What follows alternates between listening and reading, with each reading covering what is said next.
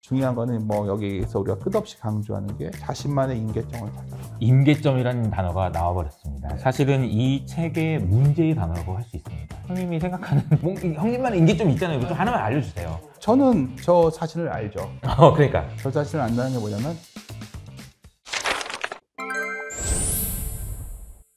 망건당 TV 구독자 여러분 안녕하세요. 투자의 영감을 찾고 계신가요? 투자의 성공을 위한 영감, 투자 영감 이호석입니다. 오늘은 뭐 소개가 필요 없는 분입니다. 윤쌤 모셨습니다. 아유 잘 지냈습니다. 아주 어색하네요. 옆에 앉아가지고. 예. 오늘은 이제 제가 지호 형이랑 같이 이야기하고 싶은 책이 사실 이제 주식 투자의 지혜라는 책이에요. 사실 이 책은 논란도 많고 할 얘기가 진짜 많은 얘기입니다. 근데 추천사를 진짜 너무 멋있게 잘 써주셨기도 했고 이 책에 대한 이야기를 개인적으로 저한테 얘기를 많이 해주셔가지고 이 책을 가지고 이야기하면 너무 좋겠다 이런 생각이 좀 들었거든요. 근데 뭐 이 책은 어떤 책인가요?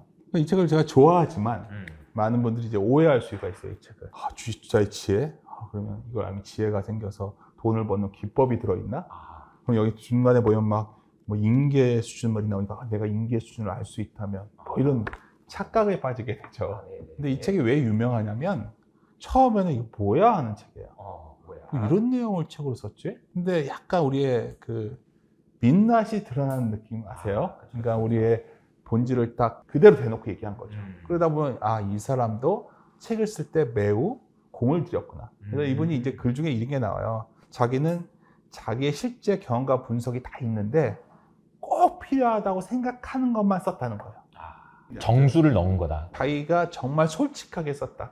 우리가 책 쓰다 보면 막 그래프도 많이 넣고 사진도 펴놓고 그런 거 다 없고 분량을 위한 그렇죠. 그런 거 없이 데코레이션 필요 없이 사실 이 말은 누구와 비슷하냐면 찰리 먼거 있잖아요. 먼거가 참 멋진 말을 많이 남겼는데 먼거가 Keep it simple이라는 유명한 말을 남겼잖아요. 단순하게 가야 된다. 저는 이 책은 그런 점에서 멋집니다. 그래서 여기서 이제 뭐 인계 수준이 뭐냐 뭐 서로 논쟁을 벌이지만 예술의 영역이라고 스스로 얘기해요. 예술의 영역이다. 그렇죠. 원래 투자가 예술이 필요하다는 게 참 답답한데 네. 여하튼 솔직히 말하면 우리가 열심히 노력을 해서 보통 이런 가구를 이렇게 만들 때도 처음에 복잡하게 만드는 건 조잡하잖아요. 어느 순간 딱 깎고 잘 조각을 해두면 단순하지만 굉장히 아름다운 그 단계가 있지 않나요? 근데 이제 뭔가 대가들이라고 해야 되나? 뭐 그런 분들일수록 깊이 들어가면 깊이 들어갈수록 simple is the best. 그렇죠. 그런 거잖아요. 주변을 지원해야 되거든요. 사실 이 책의 중간에 그런 말이 나와요. 얇음에서 두꺼움으로 가야 되고 두꺼움에서 다시 얇음으로 가야 된다. 참 뭔 말인지 하겠지만 되게 와닿는 문장이에요. 많이 알아야 되지만 아는 거를 다 추려야 되고 또 어쩔 때는 또 더 두껍게 만들어야 되고 이게 계속 반복돼야 되는데 그런 측면에서 이 책은 꽤 유명해진 것이 아닐까. 컨텐츠를 만드는 입장에서 제가 좋아하는 말 중에 하나가 이런 거예요. 어떤 컨텐츠를 만들었는데 야 이거 뭐 더 넣을 거 없냐? 더 넣을 거 없어? 그렇죠. 에서 완성되는 게 아니라 더 이상은 뺄 게 없어요. 근데 진짜 너 못 빼. 이거는 더 못 빼. 이럴 때 이제 컨텐츠가 완성된다는 말을 저도 좋아하거든요. 그러니까 그런 의미에서 보면 이게 참 정수만 담기는 가장 간단한 책이다 이런 생각을 할 수 있겠네요. 단순한데 표현이 아름답다? 아름답다. 그런 느낌의 책이죠. 근데 하여튼 되게 공감했던 거 뭐냐면 오히려 이런 말을 했거든요. 이분이. 우리가 흔히 기술적 분석만 하더라도 꼭 점성술 같잖아요. 무슨 파동, 무슨 뭐 법칙, 무슨 뭐 이래서 이렇게 되다. 이런 말 의미 없다. 그러니까 기술적 분석이라는 게 다 지나고 나면 말 되게끔 하는 게 기술적 분석이라는 우리가 비아냥도 있지 않습니까? 근데 이 책에서는 계속해서 단순히 가격 거래량 그런 기술적 분석 얘기한 게 아니라 굉장히 심리에 집중하는 것 같아요. 사실 이 책이 가진 강점은 이게 2000년대 초반에 나왔어요. 그때 한참 중국 증시 날아가고 이럴 때였는데 이 사람은 약간 행동주의자, 잘 아시면 behavioral finance적 사고가 되게 강한 책이에요. 그래서 끝없이 강조하는 게 작은 이익을 탐하지 말라는 거고 그리고 뭐 작은 손해도 보지 않으면 문제다. 이거 다 행동주의 아니에요? 맞아요. behavioral finance잖아요. 그래서 사실 그런 얘기들이 굉장히 많이 담겨 있고 그런 점에서 우리가 매일매일 몸담고 있는 시장 자체가 그렇게 정교하지 않잖아요. 제가 이제 국내 주식시장에서 돈을 많이 버신 분한테 제가 이제 한번 가르침을 얻은 적이 있었습니다. 근데 그분이 저한테 뭐라고 얘기하면 효서가 우리나라 코스피 주식시장이 어느 정도 지식 수준으로 움직인다고 생각하니? 그러니까 제가 그래도 고등학교에서 대학교 정도 수준 아닌가요? 아니야. 초등학생이야. 이렇게 얘기하더라고요. 그러니까 이제 그분이 강조하신 건 뭐냐면은 네가 생각하는 것만큼 굉장히 이론적이고 굉장히 그 규칙적이고 그렇지 않다라는 거죠. 시장이라는 것은 언제나 뭔가 새로운 변수들이 있고 알지 못하는 그런 인간의 탐욕이 녹아져 있고. 솔직히 이 말을 왜 이렇게 적지 않은 내용이 있어요. 왜냐면 이분이 계속 그 말이면 처음부터 어떨 때는 환율 뉴스가 나왔을 때 주가가 오르는데 다음에 같은 뉴스가 나왔을 때는 하락한다. 이게 뭐냐는 거예요. 인정하죠? 어쩌라는 거냐는 거죠. 그렇죠. 감이 필요하다. 아니 이걸 그러니까 이걸 이론가들 입장에서는 뭐야 이 사람 이럴 수밖에 없죠. 근데 사실 저희가 보기에는 처음에는 별로라고 생각하다가 뭐 이 대표도 잘 알겠지만 가끔 제가 이 책을 인용할 때가 있을 때 보면 뭔가 머리가 뭔가 정돈이 잘 안 될 때 하워드 막스의 투자에 대한 생각이란 천장층의 주체의 지혜 두 권은 굉장히 다른 개념이지만 내 머리를 약간 맑게 해주는 디톡스 해주는 느낌? 사실 상당히 그런 부분을 저희는 오히려 높게 본다 이렇게 생각하고 있습니다. 제가 이제 이 책을 보면서 이제 서론에 이런 얘기가 나옵니다. 주식시장에 발을 들이자마자 돈을 벌었다면서 주식 투자가 별것 아니다라고 말하는 사람들, 아마 이제 이 영상을 보시는 분들도 그런 생각하시는 분이 꽤 있을 거예요. 아, 나 좀 코로나 때 돈 좀 벌었다. 뭐 어깨 좀 으쓱으쓱 하노. 근데 이분들한테 이제 뭐라고 얘기하냐면은 큰 착각이다. 어차피 주식시장이 잠깐 빌려줬을 뿐 금방 되찾아간다. 이렇게 표현이 나오면서 결국은 주식시장에서 저는 이 표현이 중요한 것 같은데 계속해서 돈을 벌어들이려면은 전문가가 되어야 된다라는 얘기를 했어요. 근데 저는 이 전문가, 이분이 얘기하는 전문가라는 게 뭔가 이런 고민이 좀 들더라고요. 전문가 뭐냐? 각자 열심히 해서 찾아라요. 시장에서 굉장히 초보자들은 무슨 홀리 그레일, 뭐 시장에 정말 이데아 같은 게 있다 믿는 거죠. 불변의 진리? A면 B다 뭐 이런 그쵸. 거 있잖아요. 그런 게 없잖아요. 어떻게 보면 우리는 끝없이 변하는 어떤 그런 것 쪽에서 나를 지켜야 되는데 굉장히 근데 그럼에도 불구하고 이 책이 실용적인 이유는 또 오히려 이런 부분에 있어요. 많은 사람들이 시장에서 놓치는 실수 중에 하나가 아주 단기 매매를 잘하는 전문적인 트레이더 빼고 그 전문적인 트레이더마저도 소위 증권사 풀압들 풀압으로 평생 자리 잡는 사람은 그리 많지 않아요. 정말 소수잖아요. 그럼 왜 그런가? 많은 분들이 이 생각을 해요. 여기 이런 퀴즈가 나오는데 두 명의 투자자가 있다. 둘 다 100% 수익이 났다. A는 투자 성공률이 100%다. 매매할 때마다 조금씩 돈을 벌어가지고 투자금을 늘었고 B는 한두 종목이 돈을 많이 벌어가지고 한 종목이 300%가 났다. 그래서 100% 수익이 났다. 누가 전문가냐? 아까 전문가에 대한 답변이.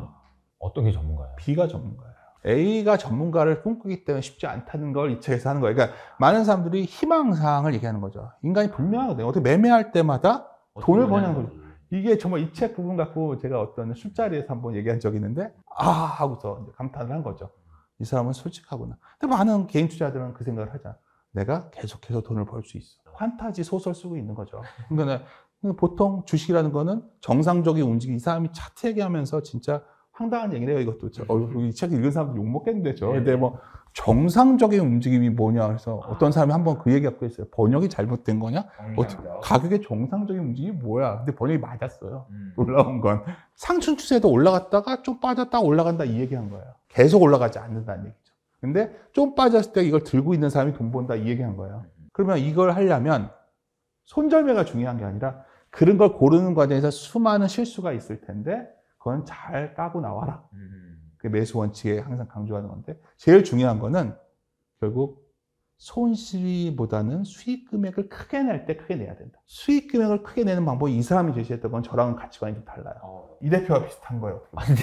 네, 어떻게요? 팔란티어스다 이런 느낌이 뭐냐면 버블이 가끔 오는데 그걸 이용해야 된다. 이용하자. 이 사람이 크게 돈 번 게 그거거든. 또 자기도. 그러니까 저는 그런 시각이 아니잖아요. 저는 싼 주식을 사서 그걸 좀 길게 보자는 입장인데 사실 그건 둘 다 뭐가 중요하다 강조 안 했지만 이 사람은 어떻게 됐던 간에 수익을 낼 때 크게 내야 된다를 끝없이 얘기하는데 우리는 알고 있잖아요. 맞아요. 근데 그게 이제 기본적으로 사람들이 가지고 있는 그 심리적인 것이 이제 보통 보면 이렇더라고요. 이제 개인 투자자분들은 많이 이제 공감하실 텐데 뭔가 주식을 하나 샀어요. 그러면 이제 이익이 나잖아요. 그럼 기분이 너무 좋아요. 그래가지고 자꾸 HTS를 열어봐. 내가 벌었어. 그러면서 이제 기분이 좋아가지고 어떡하지 이거? 좀 팔아? 뭐 이런 생각을 하면서 이제 자꾸 이익이 나면 너무 예뻐 보이는 거예요. 막 이거 어떻게 해? 막 이러다가 이제 손실이 나잖아요. 그럼 이제 심리가 어떻게 되냐면 꼴도 보기 싫은 거예요. 그래서 HTS를 안 열어봐요. 주가가 계속 빠지는데도 안 봐. 이제 이 심리가 작용하면서 수익은 길게 가져가지 못하고 손실은 길게 가져가는 이 인간의 심리가 이제 그런 것 같다. 그러니까 많이 공감을 하실 것 같아요. 제일 큰 문제는 이 부분이 말씀하신 부분이에요. 행동 재무학이 그렇게 투자 시장에 각광을 받았던 이유는 소위 경향성과 편향, 이걸 말하자면 길어지는 내용이지만 여하튼 제일 문제는 이익이라는 걸 못 견디하거든요. 이 책에 관통하는 지혜는 맞아. 너네들 돈 벌 때 크게 벌어. 그렇게 못 벌면 여기서 보면 돈 번 사례도 나오는데 다 그런 내용이에요. 사실 머르크 같은 사람들도 굉장히 우리가 리버모어 시대부터 있던 사람인데 그런 사람이었고 그냥 크게 번 사람들. 수익을 낼 때는 길게 크게 봐야 된다를 강조하고 근데 중요한 건 다 그럴 수 없으니 손실은 끊어야 된다는 얘기를 하는 거죠. 손실이 뭐 우리가 알고 있죠. 1, 2% 깨지면 파는 게 아니라 한 10% 정도? 근데 마지노선이 20% 얘기했는데 그거 맞아요. 20% 이상 터지면은 사실 회복 걸려면 너무 크잖아요. 한 40% 올라야 되니까. 사실 그래서 끝없이 이 책에서 말하는 건 뭐냐면 상승 추세에서 나타나는 조정은 정상적이란 말을 계속 하는 거예요. 우리는 돈을 번 상태에서는 이렇게 벌었는데 좀만 빠져도 막 놀래가지고 내가 다 고점에서 생각을 하는 거죠. 여기서 이거 많이 경험하잖아요. 반면에 또 손해를 보기 시작하면은 못 견디하니까 계속 못하게 하고 뭐 이런 그거에 대한 어떤 그 심리? 시장과 대결하라는 말을 많이 하거든요. 이 사람이 그러니까 뭐냐면 대결을 즐겨 그리고 상상력을 발휘해. 당연히 이론가들이 봤을 때는 그쵸. 뭔 소리야 이렇게 뭐야 이 사람. 맞아요. 이제 뭐 이렇게 되는 거죠. 관통하는 지혜는 저는 이 책을 그냥 그렇게 초급 도서로 안 보는 스타일이거든요. 책이라는 게 읽고 나서 이해하는 책이 있고 읽고서 눈만 가는 책이 있는데 그러기 쉬운 책이에요. 중요한 거는 뭐 여기에서 우리가 끝없이 강조하는 게 자신만의 임계점을 찾아라. 임계점이라는 단어가 나와버렸습니다. 사실은 이 책의 문제의 단어라고 할 수 있습니다. 이 임계점이라는 단어를 꺼내가지고 도대체 이게 뭐냐라고 이제 궁금하게 만들어 놓고 결국 마지막까지 뭔지 알려주는 그래서 이제 문제의 단어라고 제가 얘기했는데 임계점이 왜 중요하고 임계점이 이 사람이 얘기하는 임계점의 정의는 뭔가요? 사실 이런 거예요. 우리가 주식을 사서 뭐 우리가 멋진 말 중에 버핏이 손해봐서는 안 된다 말을 하잖아요. 많은 사람들이 손실을 봐서는 안 된다고 이 책에서도 계속 강조하는 게 원금 보존을 강조는 해요. 맞아. 그럼 그걸 어떻게 할 거냐? 그 답은 아니지만 이 사람은 이 얘기를 하죠. 나는 나눠 산다. 이게 답이라고 내놓은 거예요. 분할 매수. 분할 매수하고 나는 손절매를 빨리 한다. 손절매 빨리 잘해. 네. 나는 이걸로 했어. 하지만 뒤에 가서는 또 이게 꼭 답은 아니라고 해요. 근데 하지만 이 사람은 이걸 하는데 오히려 이분이 이제 책 막판에 이런 얘기를 하는 거죠. 여러 가지 마구잡이로 공부해보고, 그다음에 탐색하고, 리스크도 한번 당해보고, 지속적인 수익을 한번 내봐야 그러다가 어느 날 내가 지속적인 수익을 내는 방법을 찾아요. 뭐 예를 들어서 어떤 사람은 차트를 보고 찾을 수도 있고, 차트와 뭐 기업 분석을 여러 할 수도 있고, 그게 임계점이 되겠죠. 물론 이 책에서는 자기가 보는 임계점을 차트를 보고 설명을 하지만, 제가 봤을 때는 그거는 그냥 차트를 보면서 그거 시점을 얘기한 거지 그 결정하기까지의 머릿속에서의 그런 소위 사고 과정은 보여주지 않거든요. 사실 핵심적인 내용 중에 하나가 하나만 첨부하자면 우리가 많은 투자자가 착각하는 게 있어요. 인과관계를 내가 알면 돈을 벌 수 있을 거라 착각을 해요. 알잖아요. 너무 중요한 얘기죠. 인과관계는 언제 알게 되면은 사건이 벌어진 뒤에 알게 돼요. 함의적 인과관계는 모두가 인지하면 잘 작동되지도 않아요. 사실 우리가 중요한 거는 예측이 원하는 거 이런 방향이 아니라는 거. 그래서 이 책을 읽다가 가끔 드는 생각이 이 사람이 이런 순간에 이런 생각을 했구나 그런 구절이 잠깐씩 번뜩이는 부분이 있는데 이분도 운으로 돈 번 것도 막 얘기하고 그래요. 그러니까 이게 이런 게 왜 작동이 되냐? 결국 내가 돈 벌어본 경험에서 아까 말했던 감이 온다는 거죠. 여기서는 갑자기 이런 거 있잖아요. 주식이 안 된다고 막 팔았어. 연휴 전에 불안해가지고 막 팔았다가 연휴 첫날 끝난 날 사야겠다고 그날 다시 살 수 있는 사람이 돈을 번다는 거예요. 그런 걸 과연 어떻게 기르냐는 이분은 자기는 참 오만한 얘기죠. 나는 그걸 해봤다. 난 해봤거든. 고민해봤고 나는 그 임계점이 있어. 나는 나한테는 그게 답인 것 같아. 너네들은 그걸 알 수 있을지 모르겠는데 이런 내용이야. 근데 나는 이거 찾았는데 이게 답은 아니야. 왜냐면 다른 사람은 다른 것도 찾았더라. 그 이런 얘기예요. 얘기야. 그러니까 이 사람이 책에 353조 이건 내가 적어왔는데 참 이 문장 읽고서 나중에 사람들이 욕하는 거죠. 임계점을 찾는 방법, 임계점 부근에서 매매하는 방법을 더 자세히 설명할 수 있다면 좋겠지만 이는 예술의 영역에 속하는 문제라 말로는 온전하게 설명하기가 불가능하다. 중도 생략. 임계점을 찾는 지름길은 없으며 무수한 시행착오만이 유일한 방법이다.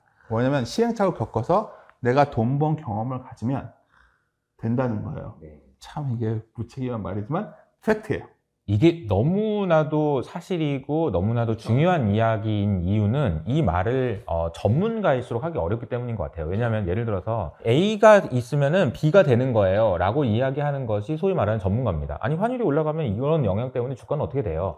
금리가 어떻게 되면 그렇게 되는 거예요 라고 이야기하는 사람이 소위 말하는 전문가예요. 근데 사실은 그렇지 않아요 라고 이야기하면 내가 그동안 얘기했던 게 뭐가 되냐? 이렇게 돼버린단 말이죠. 그러니까 전문가일수록 이런 얘기는 못 한단 말이에요. 근데 이렇게 이 사실은 이제 실제 투자의 세상에 더 가까운 거는 이 책에 나와서 설명하는 것에 더 가까워요. 이론적으로 설명이 잘 안 되거든요. 그래서 이 말이 너무 귀한 것 아닌가 이런 생각이 그러니까 듭니다. 계속 반복하는 게 이게 정확하게 설명을 안 해주지만 이런 얘기를 하죠. 이게 핵심은 이거예요. 제가 내린 결론은 자기 스스로 성공 경험, 만들어낸 수익이 있단 말이에요. 사람들이 이런 거죠. 이건 내가 잘하는 걸 찾아가지고 그걸 발전시켜야 되는데 되게 그걸 안 하잖아요. 이렇게도 해보고 저렇게도 맨날 이렇게 우왕좌왕 하는 거죠. 그러지 말고 그러다 보면 이제 우연히 한번 돈을 벌어요. 누가 한번 지나가다 말로 한마디 야 이거 사면 사봐. 내가 돈을 벌어요. 그럼 갑자기 이제 금단진상이 오는 거죠. 누군가 말해주지 않으면 주식을 못해요. 그러니까 결국은 자기 스스로 만들어낸 수익을 해야 우연히 얻은 수익보다 더 나은 거고 그래야 어떻게 돈 버는지 알거든요. 그래야 다음에도 벌 자신이 생겨서 그 방법을 쓰거든요. 이거는 사실 되게 제가 쉽게 말하지만 계속 강조하는 게 팩트는 이게 팩트예요. 뭐 아시잖아요. 이렇게 다니다 보면 이 사람은 정말 어디서 정말 바보라 같이 하는 것 같은데 돈 버는 사람. 그렇죠. 어떤 사람은 정말 깊게 분석하거든요.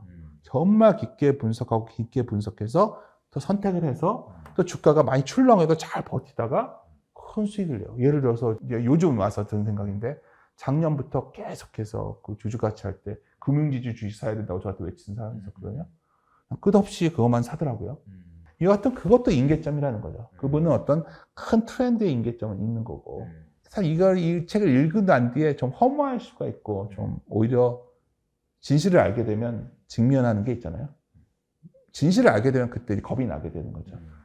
나는 과연 준비된 사람인가? 내가 할 수 있을까? 할 수 있을까? 근데 사실 이제 뭐 오해하실 수 있어서 이 책은 쉽게 읽히긴 합니다. 어쨌든 쉽게 읽혀서 쉽게 그냥 쭉 읽혀요. 제가 생각하는 임계점이라는 거는 그냥 임계점이 영어로 표현하면 이제 티핑 포인트 뭐 이렇게 해석할 수도 있을 것 같아요. 그러니까 뭔가 예를 들자면 이런 비유를 할 수 있을 것 같아요. 뭐 UFC 선수들이 둘이 막 이거 막 치고받고 싸우다가 그냥 한 번에 누군가 무너지는 거지.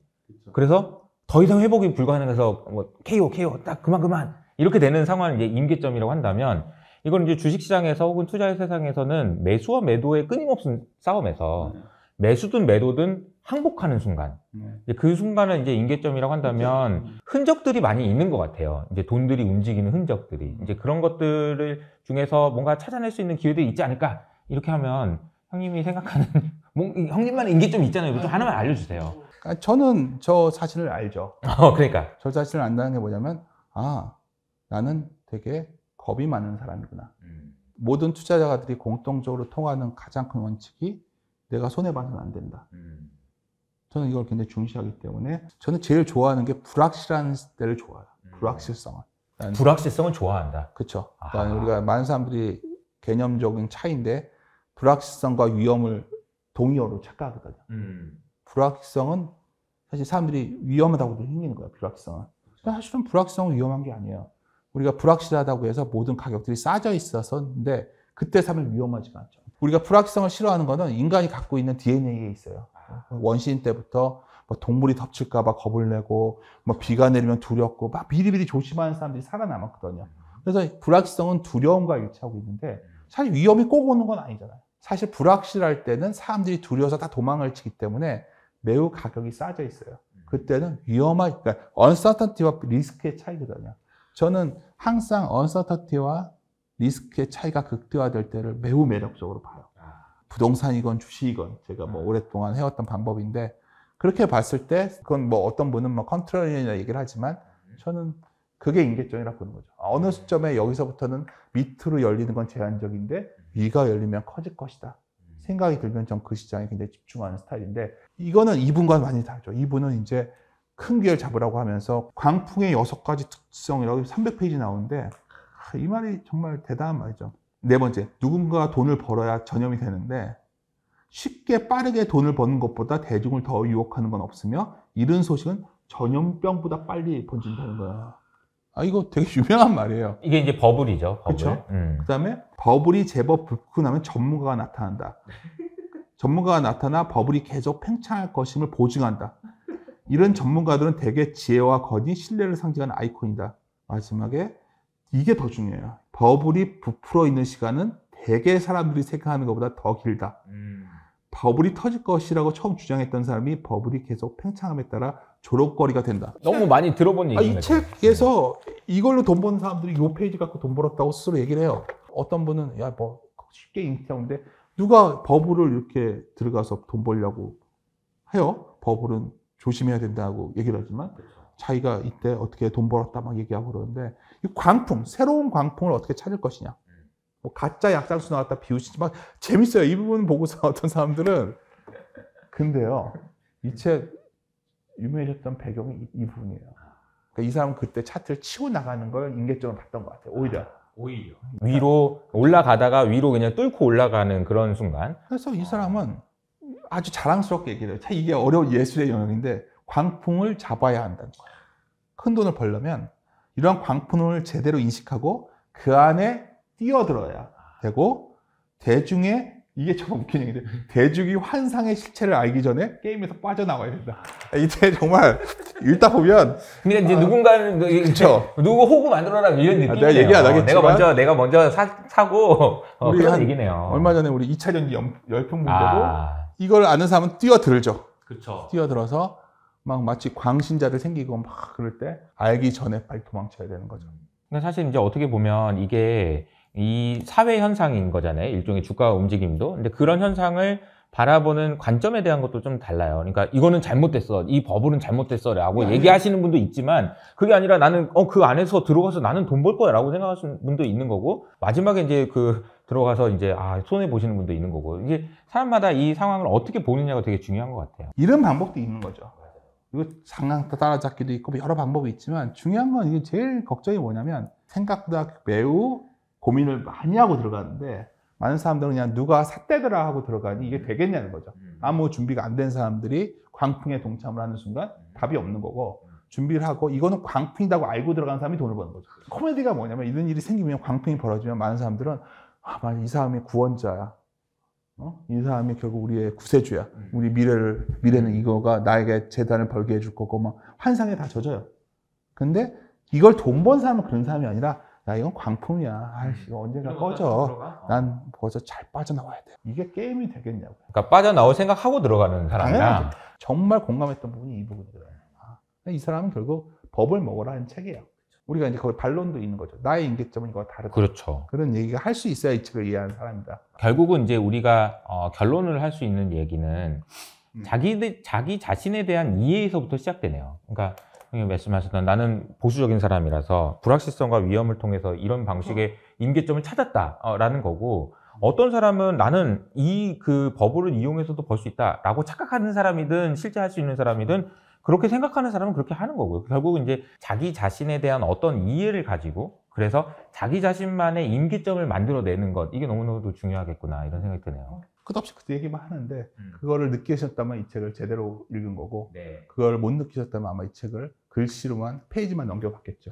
그 차이라고 봅니다. 자, 이렇게 이제 평론가님과 성공 투자의 분기점이 될 수 있는 임계점의 의미 이 책에 나와 있는 문제의 단어죠. 임계점의 의미와 중요성에 대해서 이야기를 나눠봤습니다. 좋은 주식하고 좋은 회사하고 완전히 다르잖아요. 어떻게 다른 거예요? 우리 번슈타인이 이걸 분류를 했었어요. 퀀트 할 때 이제 굿 컴퍼니와 굿 스탁 이 두 개를 매드 컴퍼니, 배드 스탁 그때는 한참 유행했던 개념이죠. 그러니까 제일 좋은 거는 굿 컴퍼니가 좋은 주가 굿 스탁이 돼 있어요. 싸져 있으면 좋죠. 근데 굿 컴퍼니가 너무 비싸져 있으면 그건 배드 스탁이 되는 거죠. 그러면 반대로 여기서 선택이죠. 배드 컴퍼니가 싸져 있으면 어떠냐?